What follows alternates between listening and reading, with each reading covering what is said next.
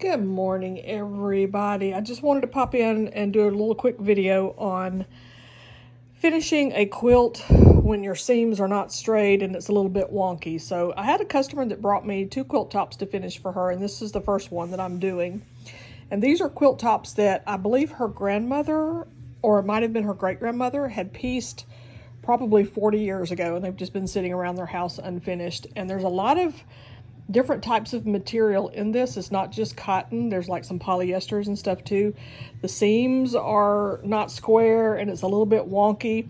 And if you've ever done a quilt on a long arm or a couple of quilts on a long arm, you might know that when you get to the end of the quilt, sometimes you can have a lot of extra fabric just from the way that the quilting machine shifts the fabric as it quilts.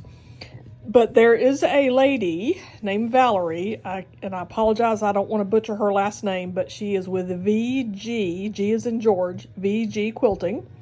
You can find her on Facebook. She does a lot of great videos on how to get your quilts straight when you're quilting. And one of the techniques that she uses is pinning, putting a lot of pins in before you baste. So I do a lot of pins at the beginning of the quilt. You know, you find a straight line, you use the laser on your machine if you have one to help you have a straight line to start with, to start your quilting.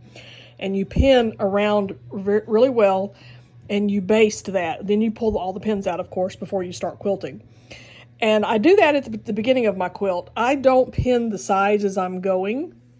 But when I get to the bottom of a quilt like this, where nothing really is even or straight, and I have a lot of extra fabric, I do make use of that pinning technique to pin the bottom before I baste. So you pin it obviously far enough back that you're not going to hit it with your machine when you start basting this.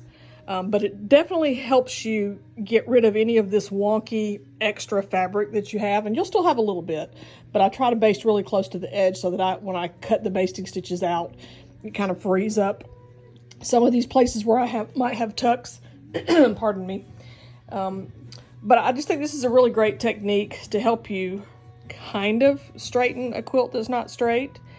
Go to VG Quilting and watch her stuff. Now, the other thing that I do, because I don't pin my sides as I'm going, I make use of, I don't know if I can get my hands on it, of this, oh my goodness, sorry guys, of this toggle system. And VG Quilting also has the information on purchasing this. I apologize, I cannot remember the name specifically of this product.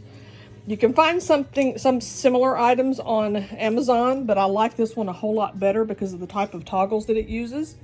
So it has these little toggles right here. So when I'm quilting each row, I put this down because you can kind of try to line up where the lines in the quilt should be using these toggles. Again, when you have a quilt that's not really straight, it's a little more difficult, but it's definitely helpful to keep the quilt straight as you're going along. So go to VG Quilting, look up for her information, watch her videos if you get an opportunity, because she really taught me a lot about doing an excellent job on the long arm with finishing quilts.